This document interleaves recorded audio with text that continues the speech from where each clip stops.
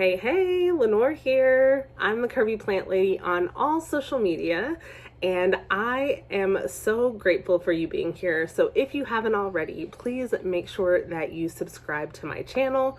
We're on the road to 1K subscribers. This is a brand new channel, but it gives me the opportunity to go into a lot more detail into some planty topics. So today I want to talk about shipping plants and what to do if you receive a plant that has shipping shock. Now, shipping shock is completely normal for plants, and your plant can and will recover as long as you follow some basic steps.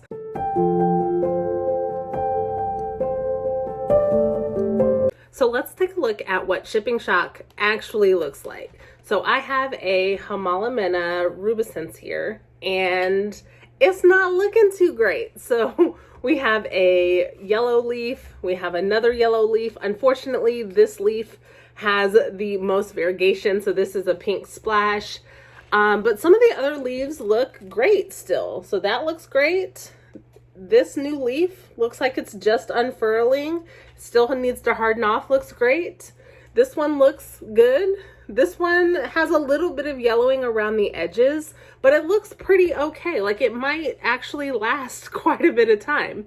So clearly this plant has actually gone through it a little bit, and the clearest indication is this leaf here. So it is yellow, it is drooping. So the first thing I want you to do when you receive plant mail is immediately open that box. Your plant actually has experienced something pretty traumatic for a plant who usually just sits in nature and just is beautiful. It's been put in the dark, wrapped in plastic, wrapped in paper, taped up, secured real tight, and then it was shipped across the country or shipped somewhere else. That can be really, really traumatic for a plant. So you want to get it out of that box, get it out of the dark environment, let there be light so that it can start recovering. Then you want to make sure that you are inspecting the plant. So look at the leaves, check the tops and the bottoms, check the stems, check the soil. So this has been watered, but you want to stick your finger in, and obviously it doesn't need to be watered yet because it's just been watered, but you want to check to see if it is dry. Oftentimes your plant is not watered before shipping because that can cause a host of other problems. So it may be dry and in need of a drink. And if it is, you want to give it a good heavy water. And then you can cut off any dead, dying leaves. So with clean shears, you want to actually just cut off any dead leaves at the base. So what that does, it allows the plant to stop focusing on the dying leaf and now revert energy to roots and leaf growth. Ooh, this has a strong smell when you cut it. And so now this plant can focus solely on recovering from its shock. Now what I like to do is I like to put it in a humid environment. If I have a greenhouse, which you can see there in the back, this will actually get put inside the greenhouse because it is warm, there's plenty of light, and there's a humidifier in there. So it's gonna get everything it needs to start focusing on growth and recovering. And I'm gonna leave it alone. Sometimes it can take just a few days for the plant to recover because all it needed was a water and you didn't have any yellowing leaves. But sometimes it can take quite a bit of time. And when I say quite a bit of time, I mean up to a month. I've had one plant ever, thankfully, only one plant ever needed an extensive amount of time, and it took about 3 months for that plant to fully recover.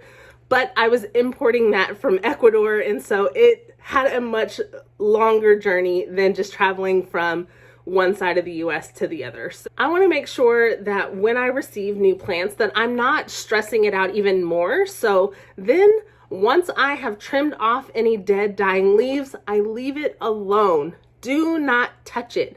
Don't repot it. Don't put it in new soil. Don't transition it to a different type of medium.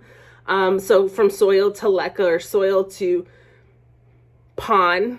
You want to just let it rest. Recovery takes rest. Just like humans, recovery takes rest. So you want to make sure that you're giving your plant its best chance at recovery. Other things that I would focus on is make sure that you understand how to actually care for the plant, because you don't want to have a plant that's already getting shock and then you not caring for it appropriately. So it's super important that we're not doing things that are counter to its care. So if it's an allocation and it likes to be a little bit more moist, you want to make sure that you're watering it appropriately. If it's something that likes to dry out completely between watering, you want to make sure that you're allowing the time for it to dry out.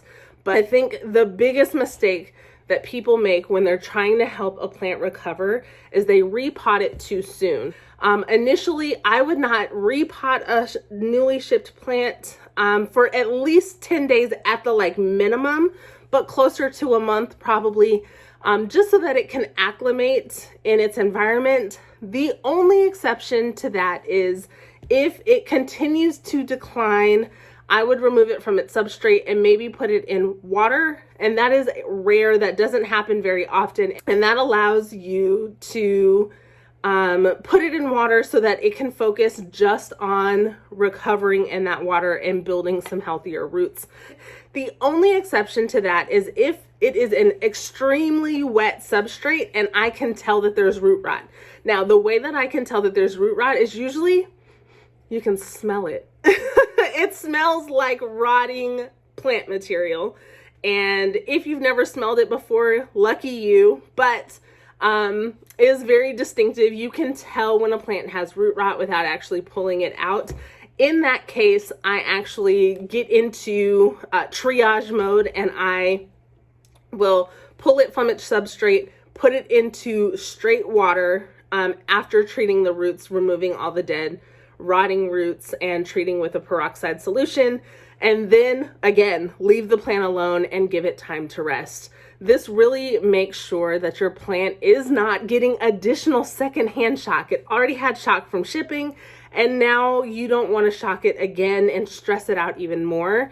It needs time to fully acclimate. So this will go in the greenhouse and will not be touched for at least a month.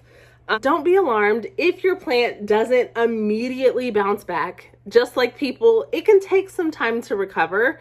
Life is stressful, shipping is stressful, and this plant actually did recover pretty quickly, just in a couple of days, but obviously not everything recovered all the way. Once a leaf starts yellowing, it's not going to turn back green. So this will go into the greenhouse, and I suspect in about a month, I should start seeing some new growth on this.